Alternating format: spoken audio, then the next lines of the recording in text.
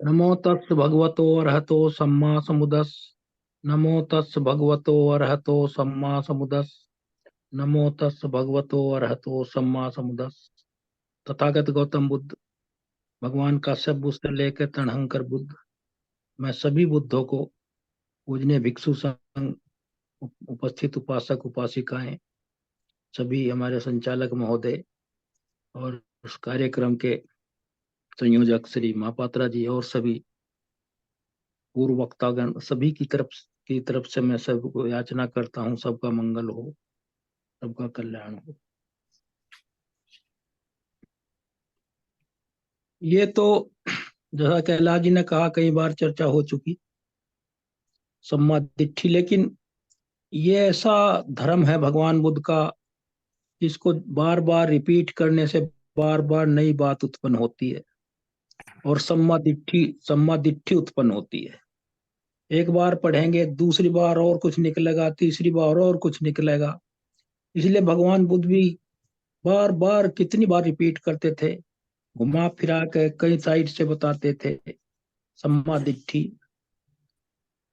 तो आज भगवान बुद्ध ने तो जो उनका धम्मचक्र प्रवर्तन सूत्र था, अनंत लक्षण सूत्र था, उनके 3 कार्डिनल सूत्र हैं जो प्रमुख सूत्र कहते हैं, जिनको धम्मचक्र प्रवर्तन सूत्र, अनंत लक्षण सूत्र और वो आदित्य पर्याय सूत्र। ये 3 उन्होंने दिए थे, 2 सारनाथ में और एक वहां बोध गया में, मतलब यह है गया शीश पर्वत पर 1000 काश्यप बंधुओं को और 3 बंधुओं को, उनके 1000 शिष्यों को। तो वो तो उस कह दिया था उन्होंने, फिर इनकी व्याख्या होती रही, 45 साल तक वो इनकी व्याख्या करते रहे। तो भगवान बुद्ध ने तो कहा है कि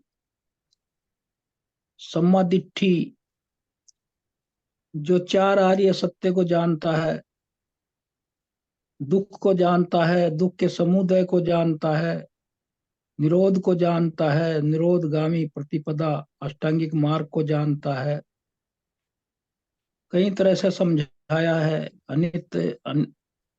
दुख अनात्म को जानता है, प्रतित्व समुत्पाद को जानता है, ये 37 फैक्टर ऑफ एनलाइटनमेंट, ये सब इस तरह का है। लेकिन ये सब इंटरकनेक्टेड है।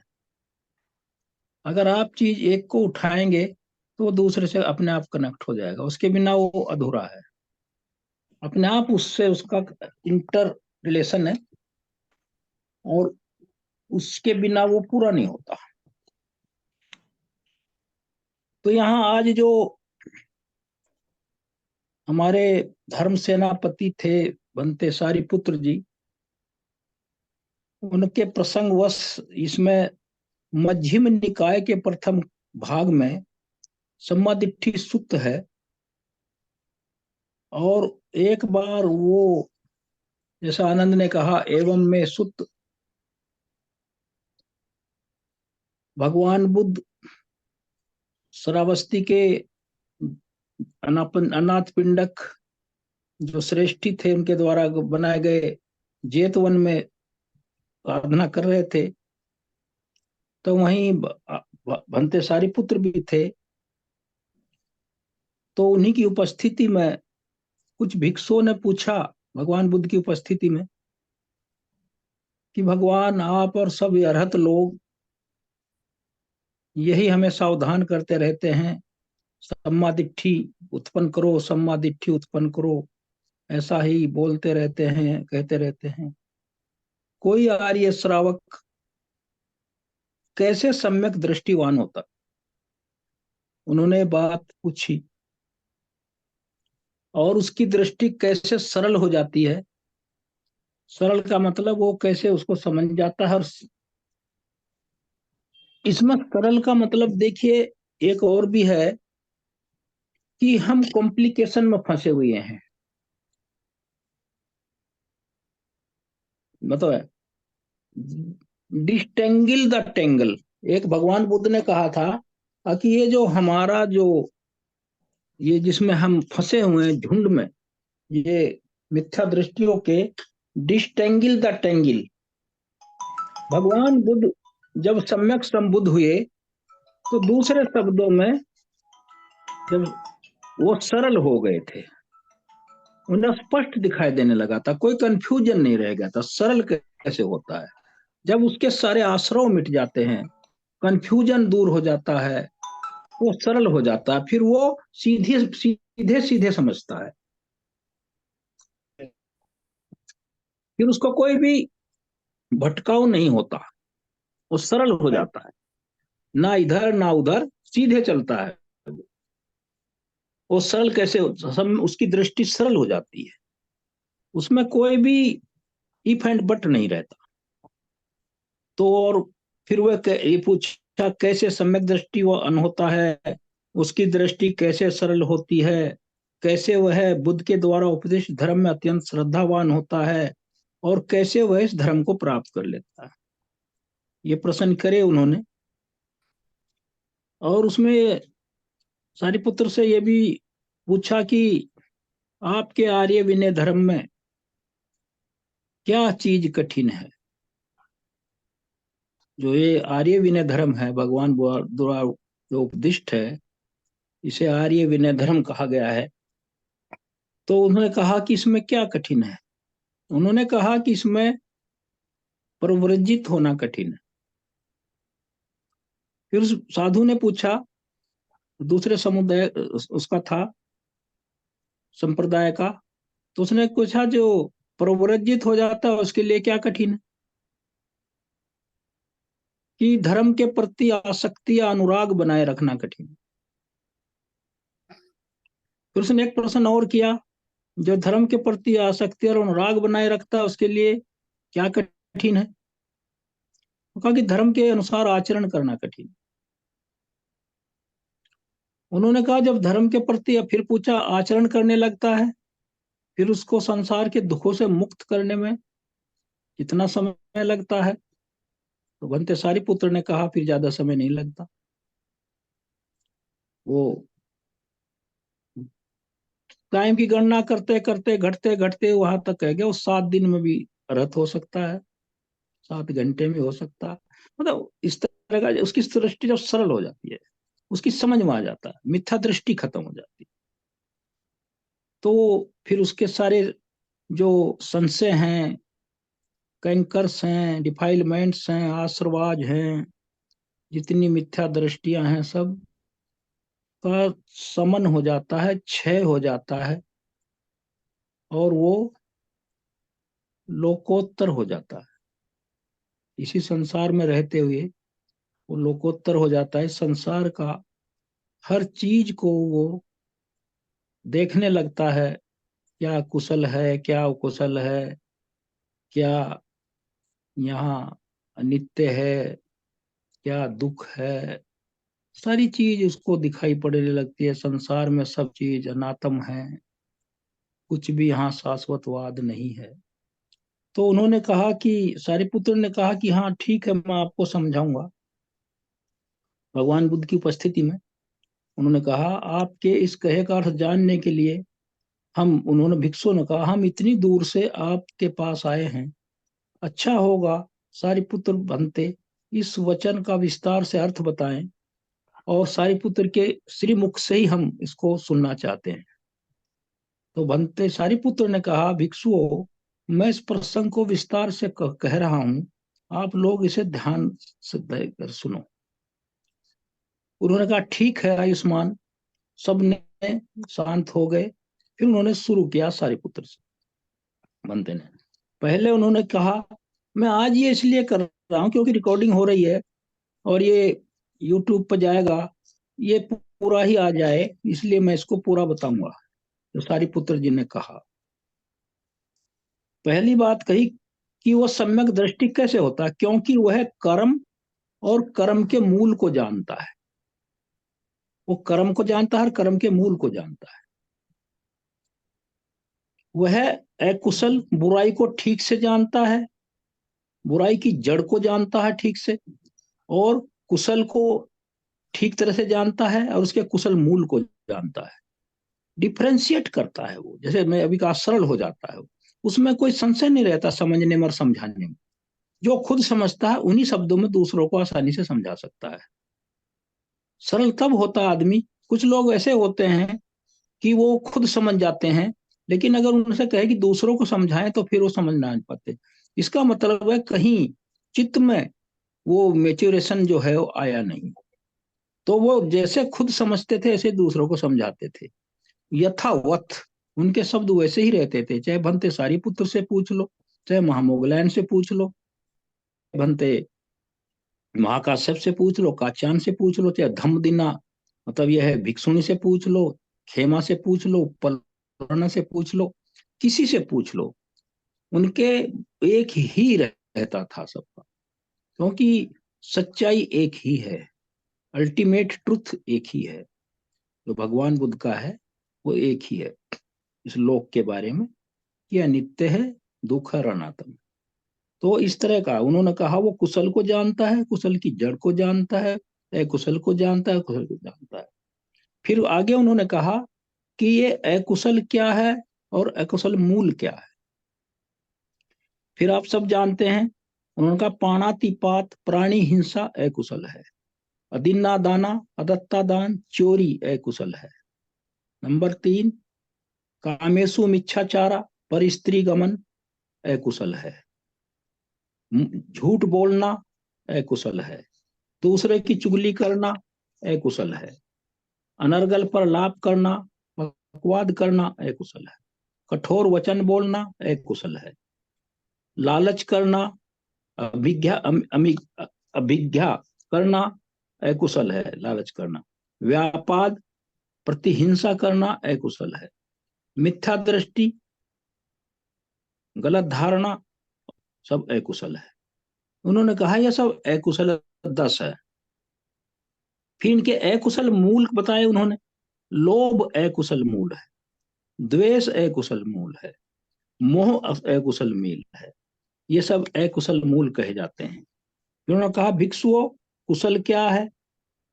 प्राणी हिंसा से विरत कहना रहना कुशल है, अदिन्ना दाना से विरत रहना कुशल है, कामेशु मिच्छाचारा से विरत रहना कुशल है, झूठ बोलने से विरत रहना कुशल है, चुगलखोरी से विरत रहना कुशल है, कठोर वचन बोलने से विरत रहना कुशल है, और अनलगर पर लाभ करने से बचना दूर रहना कुशल है, लालच से दूर रहना कुशल है, प्रतिहिंसा से दूर रहना कुशल है, और सम्यक दृष्टि कुशल है।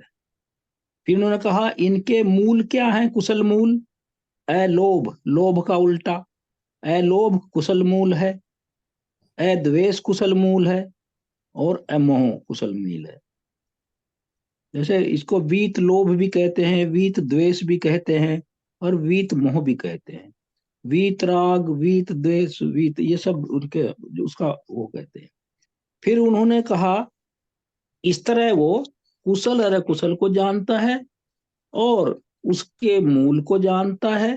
जब उसको जान जाता है तो उसके चित्त का जो रागानुसय है, राग के प्रति अनुसय है, और राग में चित्त का झुकाव है, और प्रतिग है, द्वेष है, नफरत है, घृणा है, और मान है कि मैं हूं, इस तरह की अभिमान रूपी अनुसय का सर्वथा उन्मूलन होकर अविद्या को नष्ट कर वो इसी जन्म में दुखों का अंत करके सम्यक दृष्टिवान हो जाता है। ये भंते सारिपुत्र ने बताया पहला। उनके पूछने पर क्या और भी कोई ऐसा है कि वो कोई और तरीका है कि कैसे सम्यक दृष्टि होता है? उन्होंने कहा हाँ भिक्षुओं, और भी है। क्या है वो? वह आहार समुदय को और उसके निरोध को जानता है। दूसरा ये बताया उन्होंने,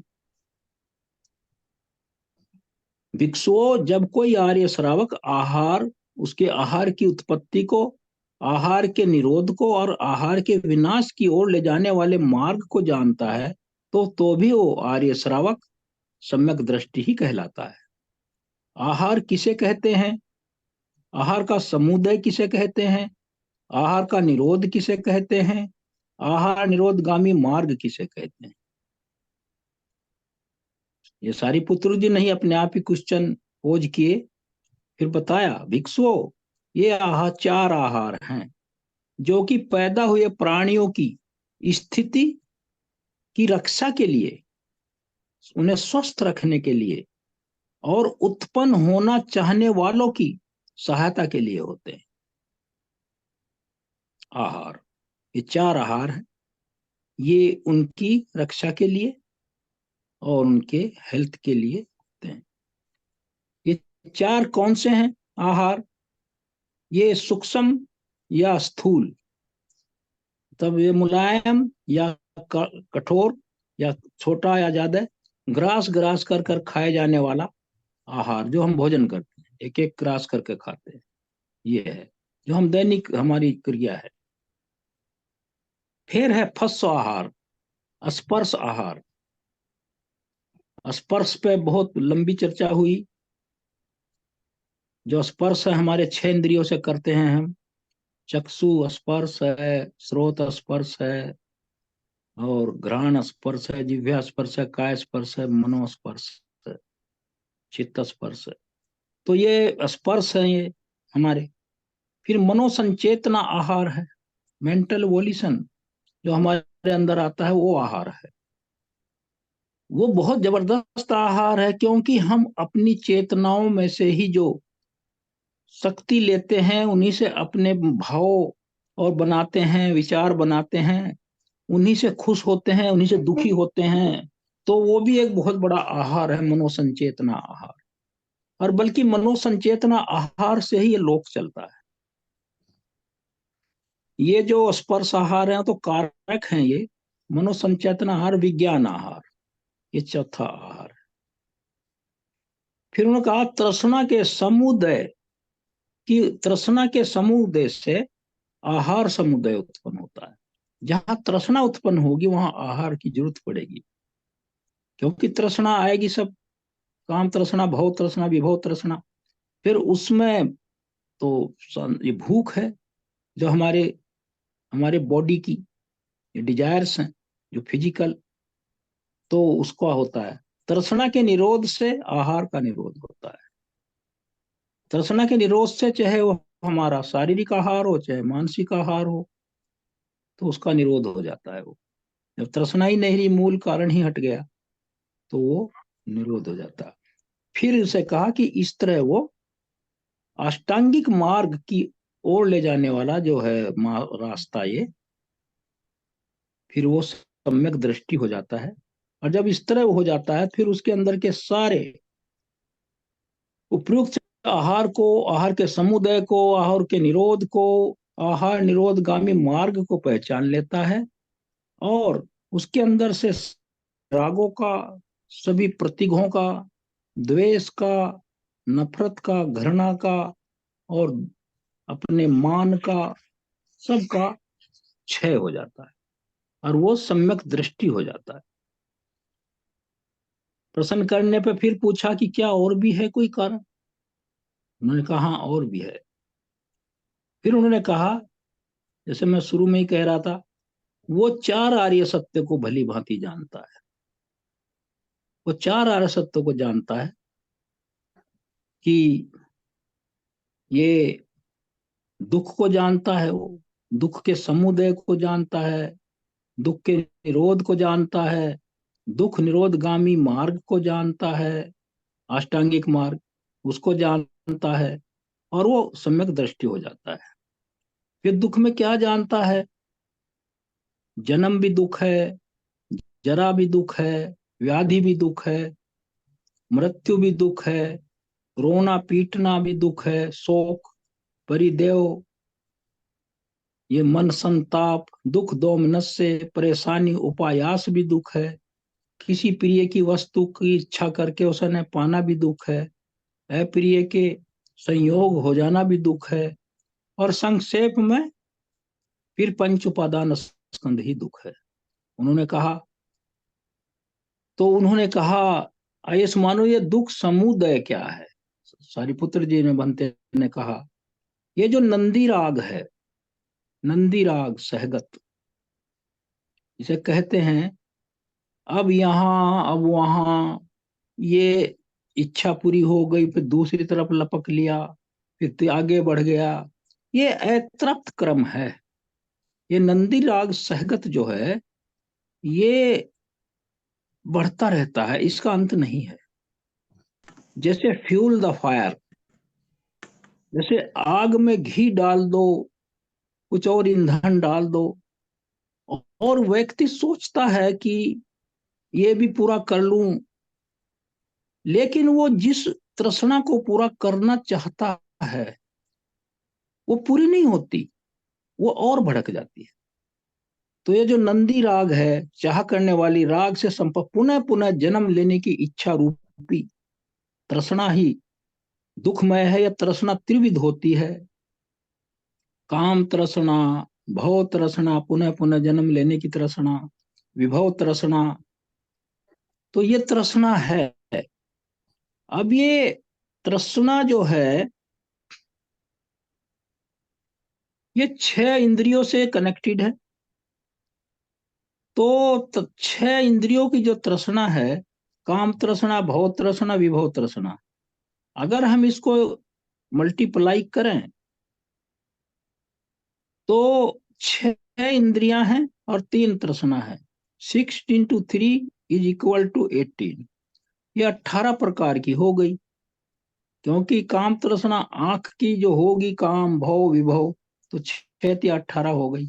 और फिर हमारे अंदर की तृष्णा जो सेंसुअल है, मतलब ऑर्गन है हमारी, और एक सेंस ऑब्जेक्ट है बाहर।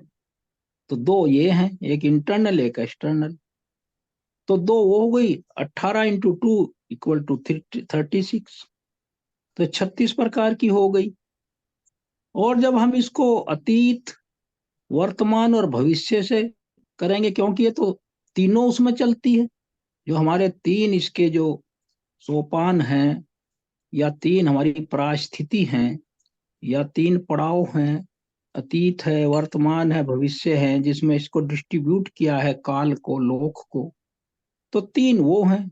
तो 36 को तीन से आप मल्टीप्लाई करेंगे तो 108 प्रकार की तृष्णा हो जाती है। तब इससे पता चलता है कि तृष्णा में हम कितने जकड़े हुए हैं। हमारा रोम रोम, हमारा एक एक फिसर्स, और हमारा जो रिससिज हैं, जितने अंदर, हमारे अंदर जितने भी अवयव हैं, जो भी हमारे बॉडी का संचालन करते हैं, वो सब तृष्णाओं से, उनमें तृष्णा, जैसे कहते हैं ना, क्रॉल करती है, रेंगती है उनमें तृष्णा, परवेड करती है, उसमें परवेड कर जाती है, उसमें समावेश हो जाता है तृष्णा। तो इस तरह उन्होंने समझाया। फिर उन्होंने दुख निरोध क्या है, फिर उन्होंने कहा कि इस तृष्णा का सर्वथा त्याग ही निरोध है। और निरोध का तो सिनोनिम आप जानते हैं, निर्वाण ही है। जब सब चीज का निरोध होगा तो निर्वाण ही हो गया, तो निरोध है। फिर उन्होंने निरोध की तरफ ले जाने वाला मार्ग, अष्टांगिक मार्ग बताया भंते सारिपुत्र ने। यही जो सम्मा दिट्ठी हम आज पहली कड़ी ले रहे हैं। फिर सम्मा संकल्प है, कर्मांत है, आजीविका है, व्यायाम है, सती है और समाधि है। तो ये बता दिया उन्होंने। फिर वो, फिर पूछा उन्होंने, क्या कुछ और भी है? हाँ हाँ, और भी है। उन्होंने कहा क्योंकि वह जरा मरण समुदय निरोध को जानता है।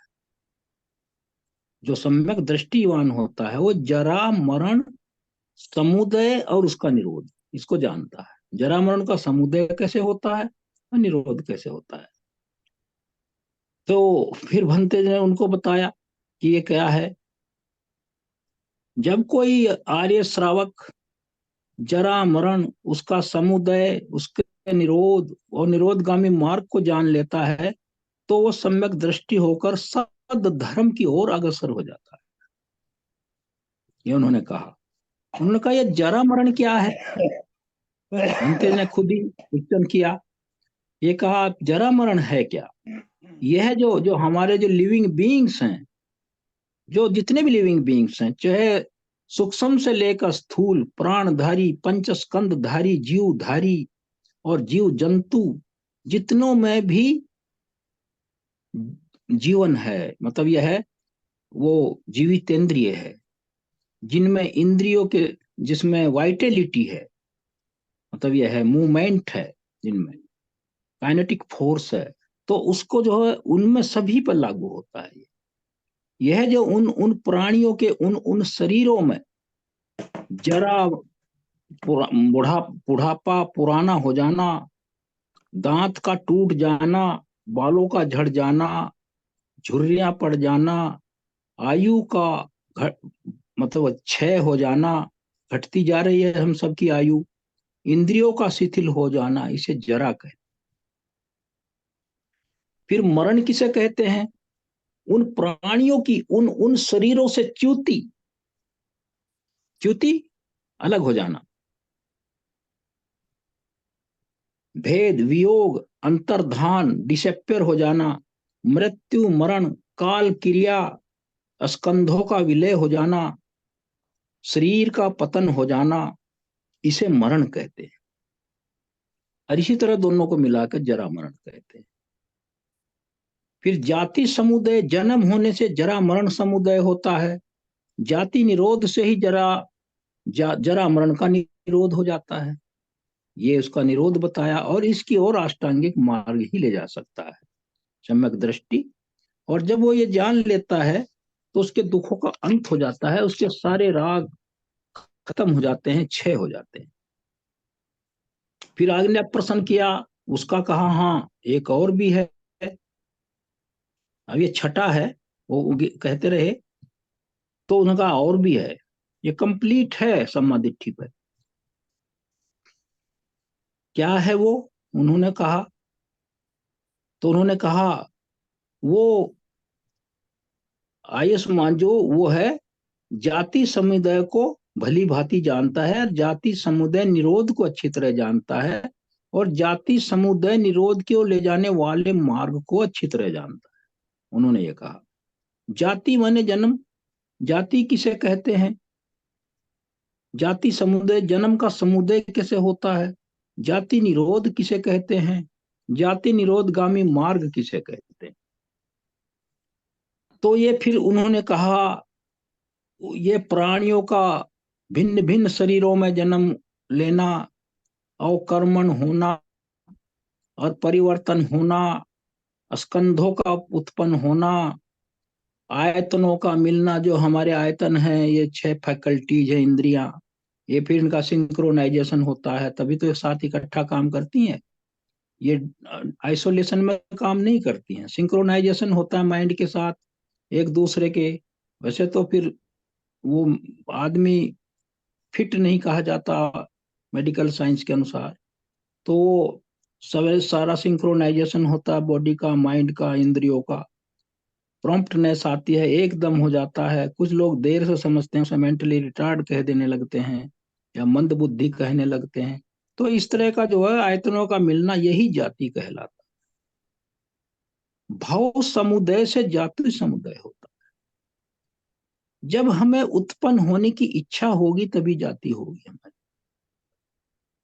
अगर आप हम संकल्प लें, जैसे भगवान बुद्ध ने और उनके भिक्षुओं ने उस समय संकल्प लिया, this should be my last birth, मैं आगे संसार में नहीं आना चाहता। ये संकल्प था उनका। अगर हम ये संकल्प लेंगे, और ये संकल्प हम कब लेंगे? जब हमें इस संसार के दुखों से और उससे होने वाली दुर्गति से डर लगने लगे। और अगर हम अविद्या के कारण चारपाई पर लेटे लेटे भी काम तृष्णा की भावना में पड़े रहेंगे, और मानसिक रूप से उसी में मैं अपनी पिछले जवानी के दिनों में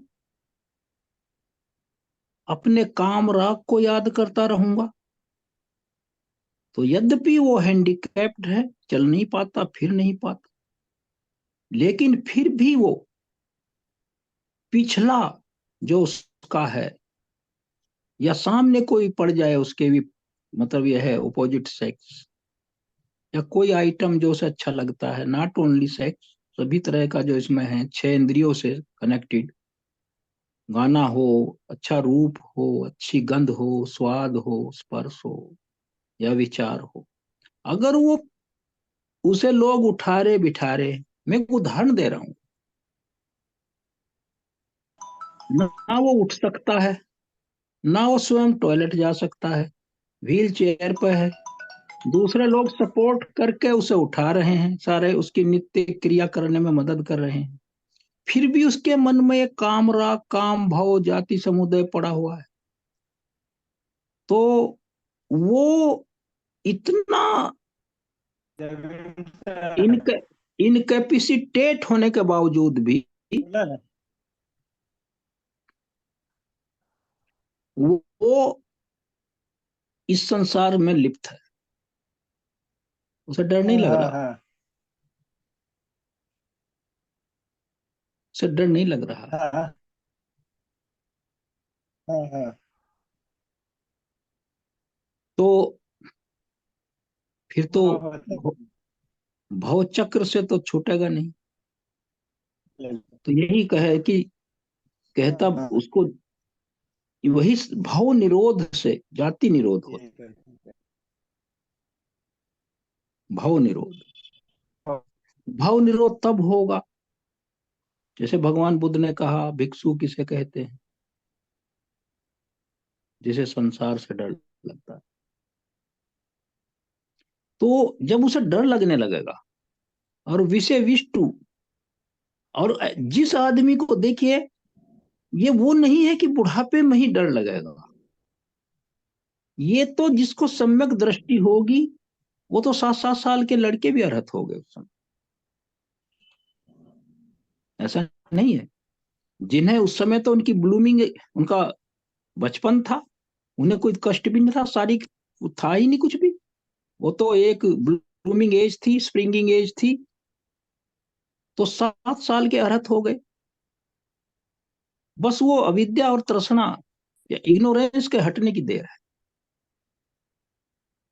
ये बात है उसमें। ये नहीं कि उसे जब कुछ बीमारी होगी तभी उसको कष्ट होगा। तो ये चीज इसमें बहुत से उदाहरण हैं, जैसे सारिपुत्र के भाई ही थे, सबसे छोटे रेवत, वो तो 7 साल की साथ उसमें अरहत हो गए। पंडित श्रामणेर कथा है, वो 7 साल का लड़का अरहत हो गया। तो ये सब बहुत से उदाहरण हैं ऐसे, जो टीनेजर्स थे और अरहत हो गए। और यहाँ तो टीनेजर से पहले ही हो गए, 7 साल में। टीन एज तो 13 से शुरू होती है। तो वो सम्मादिट्ठी के ही कारण ऐसा संभव हुआ, और उनका पिछले भी था, उनका अपना पिछले जन्मों की भी कमाई थी उनकी, जो अक्रू कर गई इसमें, और भगवान बुद्ध के समय में आकर वो मेचुरेशन पर आ गई, और वो परिनिवृत्त हो गए। तो फिर आगे पूछा कि और भी कुछ है। हाँ, वह भाव समुदय निरोध को जानता है, बनते सारे पुत्र ने कहा। तो उन्होंने बताया ये क्या है, भव समुदय क्या है, भव निरोध क्या है, भव निरोधगामी मार्ग क्या है। उन्होंने कहा ये काम भव, रूप भव, अरूप भव, 3 भव है।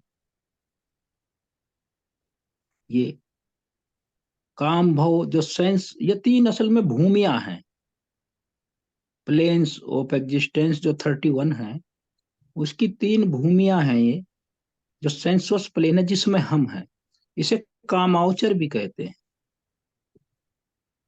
कामावचर भी कहते हैं, सेंसुअस प्लेन भी कहते हैं। और दूसरा है रूप भव, उसे मटेरियल, फाइन मटेरियल एग्जिस्टेंस भी कहते हैं, प्लेन भी कहते हैं। फिर इमेटीरियल अरूप भव, जहाँ चित्त ही होता है वहाँ फिजिकल बॉडी नहीं होता, अरूप भव होता है। और जहाँ वो होता है फाइन मटेरियल, जैसे देवताओं का होता है, वहाँ वो उनका जो बॉडी है इस तरह का स्थूल नहीं होता, वो बहुत ही लाइट होता है। लेकिन वो भी इसी कामावचर में ही गिने जाते हैं, क्योंकि उनकी जो इंद्रियां जो हैं, 6 इंद्रियां, उनका, उनमें से जो जितने विकार हैं वो हटते नहीं है। ये नहीं सोचना चाहिए को देवता है उसके हट गए, नहीं। वो तो अपनी ध्यान साधना के बाद मेंटल प्यूरिटी के आधार पर देवता बन गए। चाहे कोई 4 ध्यान के बाद बने, चाहे 8 ध्यान के बाद। 8 ध्यान के बाद बनेगा, रूप भाव में चला जाएगा। 4 ध्यान के बाद जाएगा, रूप भाव में चला जाएगा। और ये काम भाव है जिसमें हम लोग हैं, स्थूल शरीर है, सब ये सब है। तो भाव है 3। और फिर वो भाव निरोध की तरफ ले जाने वाला मार्ग, वो अष्टांगिक मार्ग। तो इस तरह का है ये। इस प्रकार वो भव को जानता है, भव समुदय को जानता है, भव निरोध को जानता है, भव निरोध गामी मार्ग की तरफ जाने अष्टांगिक मार्ग को जानता है। फिर उसके सारे राग वही बार बार रिपीट किया है, उसका क्षय हो जाता है और सम्मादिट्ठि होकर अरहत्व की तरफ बढ़ जाता है और निर्वाण की तरफ चला जाता है। फिर वो आगे पूछा और भी क्या है, फिर उन्होंने कहा हाँ और भी है, क्योंकि वह उपादान समुदय और निरोध को जानता है। उपादान को जानता है, उसके समुदय को जानता है और निरोध को भी जानता है। फिर उन्होंने कहा ये उपादान जो क्लिंगिंग कहते हैं हम, उपादान क्लिंगिंग, आसक्ति, किसी चीज में इरेजिस्टिबली इन्वॉल्व हो जाना, उसे हम रेजिस्ट ही ना कर पाओ। जैसे गुड़ है, पिघला हुआ गुड़ है, उस पर मक्खी बैठ जाए तो उसकी सारी जो लेग्स हैं उसमें चिपक जाएंगी, फिर छूटती नहीं है वो। और वो भी छूटना नहीं चाहती, फिर वो उसे चूसती रहती है। उसे ये पता नहीं कि मैं यहाँ फंस गई।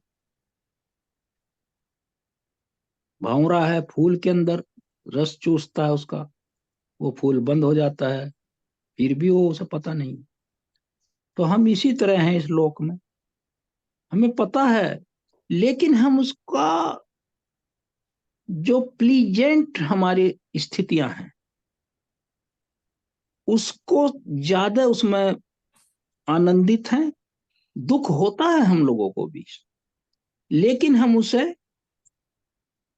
दुख भोगने को ये सोचते हैं कि ये तो ऐसे ही है। लेकिन उसका ज्यादातर मानसिक झुकाव जो है चित्त का, वो प्लीजेंट फैक्टर की तरफ रहता है। दुख को तो परेशान होता है वो, लेकिन वो फिर भी उसके अंदर एक आशा रहती है कि मैं ठीक हो जाऊंगा, हो भी जाता है, ट्रीटमेंट होते हैं। और तो उसमें आशा रहती है कि again I will regain that pleasant situation. ये सबसे बड़ा उपादान है। कोई आदमी अस्पताल में है, वहां तो सारी सांसारिक उसकी जो गतिविधियां हैं अपनी भौतिक रुक जाती हैं, लेकिन उसके अंदर वहां ये वो पड़ा रहता है राग, क्लिंगिंग पड़ी रहती है कि यहां से ठीक होने के बाद मैं करूंगा उसे। वो दुख के समय में भी उससे क्लिंगिंग में फंसा हुआ है। तो इस दुख से इसलिए निकलना चाहता है वो कि वो मेरी पूर्ति हो। इसलिए नहीं निकलना चाहता कि मैं फिर दोबारा इस दुख में पड़ू ही ना, अरे दोबारा ऐसी स्थिति ना आवे, अब मैं इस तरफ नहीं जाऊंगा, अब मैं सही रास्ता ढूंढूंगा, अब बहुत हो चुका, ये नहीं सोचता वो जल्दी से जल्दी ठीक होकर और फिर उसी तरह उसी रास्ते को पकड़ना चाहता, क्योंकि उसका नुकसान हो गया इतने दिनों का। वो सोचता है कि इतने दिनों से मैं देखिए विरत रहा इन गतिविधियों से, जो भी उसकी गतिविधियां, ही फील्स इरिपेरेबल लॉस। ये इसका इतना जबरदस्त प्रभाव है उपादान, पड़ा पड़ा भी उपादान में ही पड़ा हुआ, उसी तरफ है मन, उससे छुटकारा नहीं है। तो फिर उपादान क्या है, उपादान का समुदय क्या है, उपादान निरोध क्या है, उपादान निरोधगामी मार्ग क्या है। तो उपादान जो क्लिंगिंग है ये चार प्रकार के हैं। काम उपादान, दिट्ठी उपादान, शील व्रत उपादान और आत्मोवाद उपादान। काम उपादान, अब आप देखिए इसमें जितनी भी चीजें आ रही हैं, चाहे काम भाव हो, चाहे काम तृष्णा हो, काम राग हो, ये काम राग ही सबसे पहले खड़ा है। अभी वाघमारे साहब ने पंच निवरण कहा, उसमें भी काम छंद पहले था। इसको भगवान बुद्ध ने पहले नंबर पर रखा। यही प्रथम और आखिरी हथियार है मार का। बड़े बड़े ऋषि मुनियों को और बड़े बड़े साधुओं को और भगवान बुद्ध को भी, उन्होंने जब सिद्धार्थ ने महाभिनिष्क्रमण किया था, घर छोड़ा था, तब रास्ते में मार प्रकट हुआ था। तो कहा था कहां जा रहे हो, थोड़े दिन में चक्रवर्ती राजा बनने वाले हो। उन्होंने बताया मैं सत्य की खोज में जा रहा हूं कि दुख का कारण क्या है, दुख क्यों है संसार में। पहले उसे, तुम तो इतने सुख भोग रहे हो, तुम्हें क्या दुख है, यही दान करो राजा बनोगे, देवता बन जाओगे उसके, उससे इतने अच्छे काम करो। तो उसे क्या पता था कि वो कितने दिनों तक देवता रहे, दूषित लोक में करोड़ों साल तक रहे वो। जिस तरह हमारे अगले मैत्रेय बुद्ध इस समय दूषित लोक में रुके हुए हैं। भगवान बुद्ध ने कहा भी था कि भिक्षु, इस दान के कारण ही मैंने करोड़ों साल देवलोक में राज्य किया है। तो मार ने तब जब देखा कि ये तो अडिग है अपने संकल्प पे, तब यही चैलेंज किया था कि अच्छा ठीक है जाओ, जब तुम्हारे मन में मैं काम राग जगाऊंगा तब वहीं पटक के मारूंगा। यही चैलेंज किया था उसने। काम राग, सेंसुअल लस्ट। तो जब सिद्धार्थ बोधिसत्व बुद्ध हो गए, तो आप सबने पढ़ा है तो मार ने क्या कहा था, मैं 6 साल तक इसके कंधों पर सवार रहा, मतलब उसका पीछा किया, एक क्षण भी इसको मैंने अकेला नहीं छोड़ा। लेकिन इन 6 साल में मैं एक चित्त क्षण के क्षुद्र क्षण, उत्पत्ति और स्थिति और भंग, तीन क्षुद्र क्षण होते हैं एक क्षण के, एराइजिंग, स्टेइंग, डिजोल्विंग। एक चित्त के एक क्षुद्र क्षण, सब मोमेंट के लिए भी इसके चित्त में मैं काम राग नहीं जगा पाया। अब संकल्प देखिए क्या था। तो यही सबसे बड़ा है, काम को जगह जगह आप देखेंगे, जहां भी आप पढ़े, इसे पहले नंबर पर रखा गया।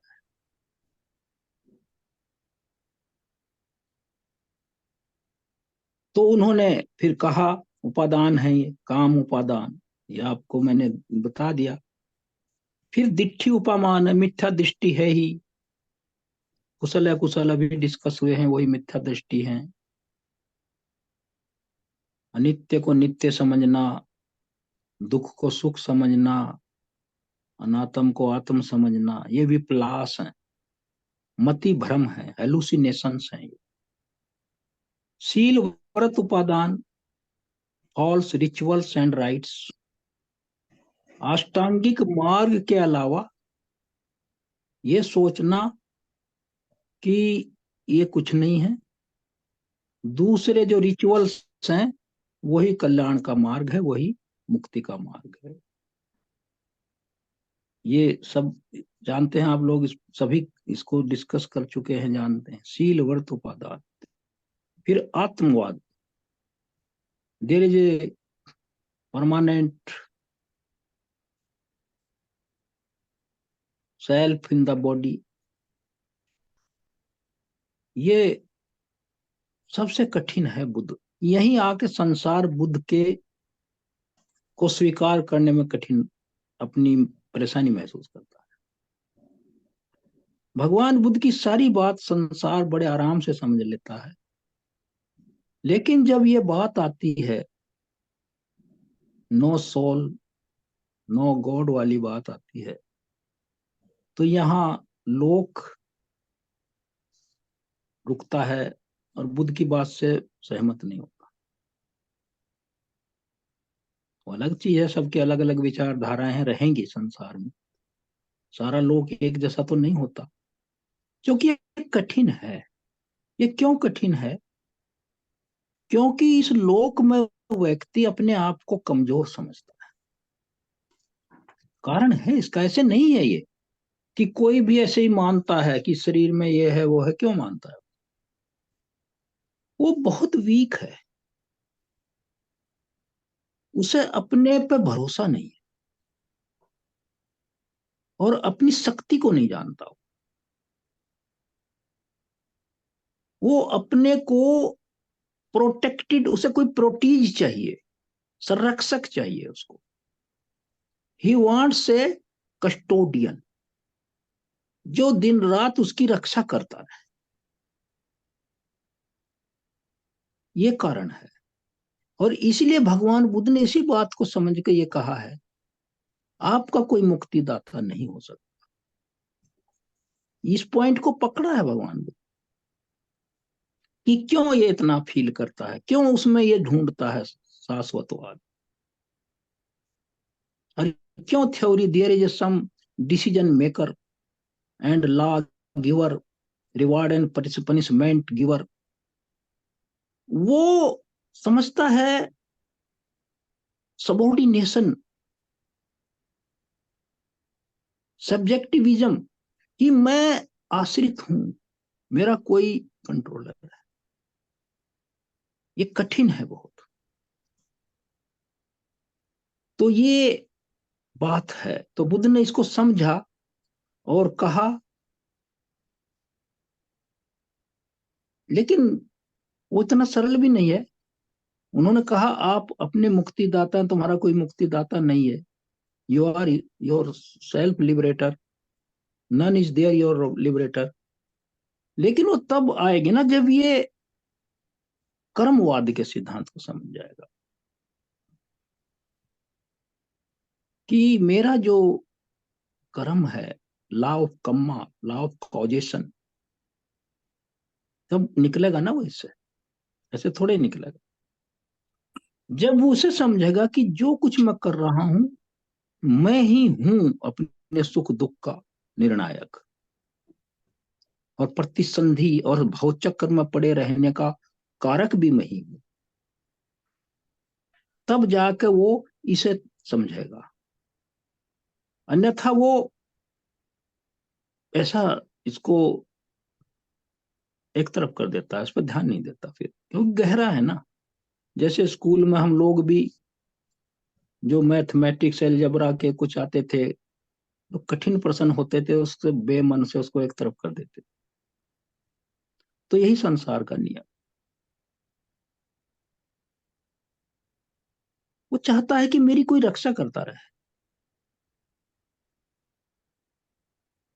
अपनी रक्षा खुद नहीं करना चाहता। ऐसे कैसे संभव है?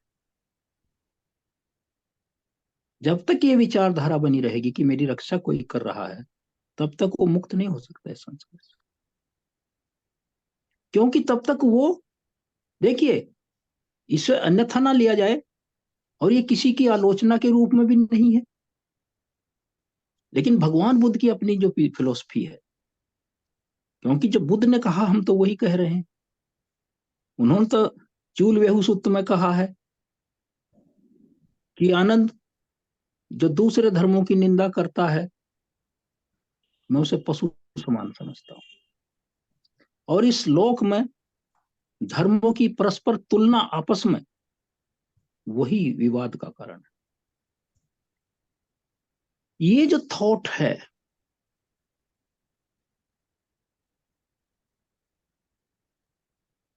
सबॉर्डिनेट होने का और प्रोटेक्टेड होने का, कितना नुकसान इससे हो। वो कभी खड़ा नहीं हो सकता, वो कभी अपना मूल्यांकन नहीं कर सकता, वो अपने कुशल है कुशल को डिफरेंशिएट नहीं कर सकता। यही कहेगा, अगर उससे कोई घोर अपराध भी हो जाए, चाहे वो एथिकल हो, मोरल हो या क्रिमिनल हो, ऐसा ही होना था। यही प्रीडिस्टाइंड था। मैं तो एक खिलौना हूं। ये यहां तक है इग्नोरेंस किया उसने, लेकिन उसको ये है कि ऐसा होना था। और बुद्ध यही अलग करते हैं सबको, कि जो कुछ अतीत जो है उसी पर ना चलो।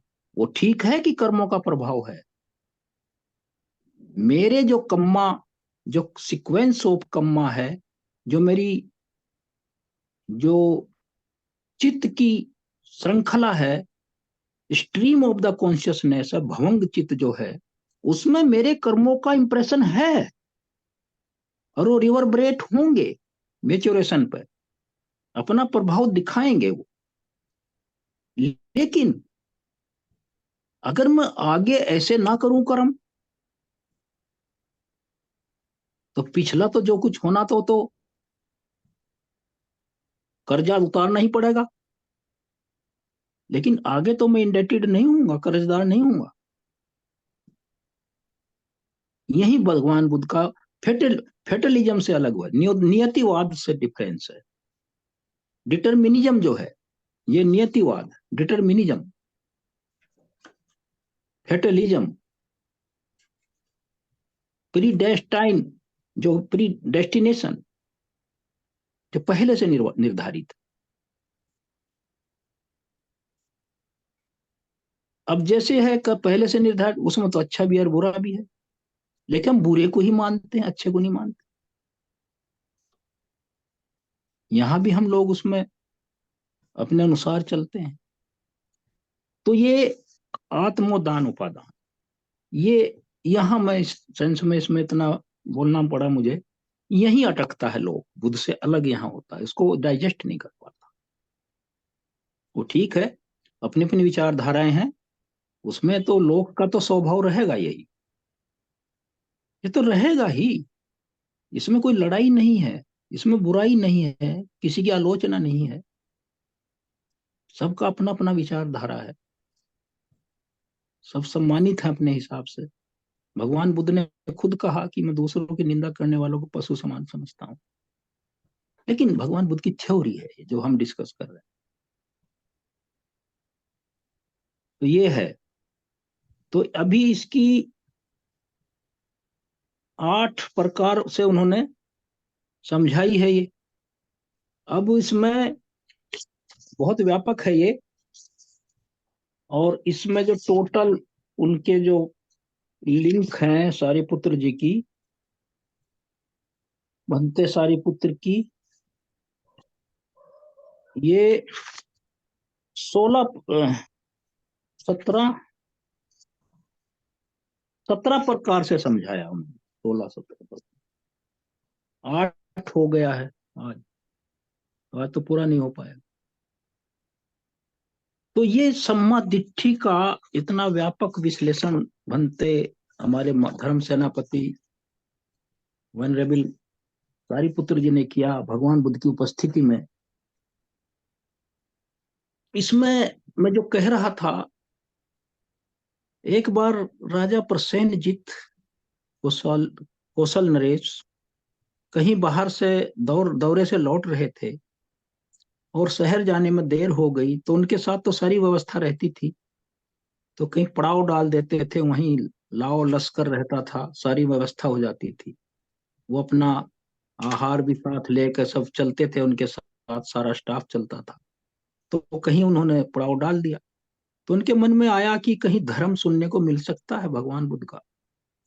तो भिक्षु उन्होंने कहा, जो उनके जो संतरी थे और बॉडीगार्ड थे, कि साहब यहाँ तो एक भिक्षुणियों का बुद्ध विहार है, अगर आप चाहें तो वहां जा सकते हैं। कहने कोई बात नहीं, वहीं चलो। तो वहां जब गए तो वहां धम्मदिन्ना नाम की महाभिक्षुणी थी। तो उन्होंने कहा, मुझे सम्यक दृष्टि क्या है, कैसे एक कुशल दृष्टि होनी चाहिए, आप बताएंगी? तो उन्होंने इसी तरह की जितनी एक कड़ियां हैं, उन्होंने उनको इस पे उपदेश दिया और वो ध्यान से सुनते रहे। फिर वो अगले दिन श्रावस्ती लौट गए, कौशल लौट गए। फिर भगवान बुद्ध के पास आए, उन्होंने ये घटना नहीं बताई उनको, ऐसे ही इग्नोरेंट बन के भगवान बुद्ध से कहा कि भगवान बुद्ध, सम्यक दृष्टि क्या है, आप अपने भिक्षु को तो बताते हैं, मुझे भी थोड़ा गाइड कर दीजिए। तो भगवान बुद्ध ने कहा, अच्छा ध्यान से सुनो, क्योंकि वो बहुत बड़ा दायक था, अनाथ पिंडक, और वो ये जो राजा कौशल नरेश पसेंदी। तो उन्होंने कहा, ध्यान से सुनो। जब उन्होंने सम्मत दिट्ठी पे व्याख्यान दिया, प्रवचन देशना करी, तो उसने क्या कहा, प्रसेनजीत ने, धन्य है भगवान बुद्ध, और धन्य है भगवान बुद्ध के अरहत भिक्षु भिक्षुणियां, कि भगवान कल रात उस बुद्ध विहार में, मैं रात रुका था वहां, एक पड़ाव में मैं गया था बुद्ध विहार में, वहां भिक्षुणी धम्मदिन्ना ने जो सम्मादिट्ठी पे उपदेश दिया, वो वर्बेटिम, वर्ड बाय वर्ड ऐसा ही था जैसा आपने बताया। तो ये चीज है इसमें। फिर वो एक ही चीज पर आ जाएगा, अनित्य है ये दुख है, ये सुख भी है, ऐसा नहीं है, लेकिन सुख का परिवर्तन दुख है। हमारा 90% दुखी है। तो उन्होंने कहा कि वर्ड बाय वर्ड यही कहा, बहुत बहुत साधुवाद किया। तो यहां तो चैसारी पुत्र जी से सुन लें, धम्मदिन्ना से सुन लें, जितने अर्हत थे वही यही कहेंगे। तो आप लोगों ने ध्यान से सुना, और आज की जो सभा थी उसमें देखे भंते जो शुरू के हमारे बोले, उन्होंने क्या कहा, अगर भिक्षु चिवर पहन ले और वो भगवान बुद्ध के धर्म के अनुसार आचरण ना करे, तो ग्रस्त भिक्षु ही कहा जाएगा।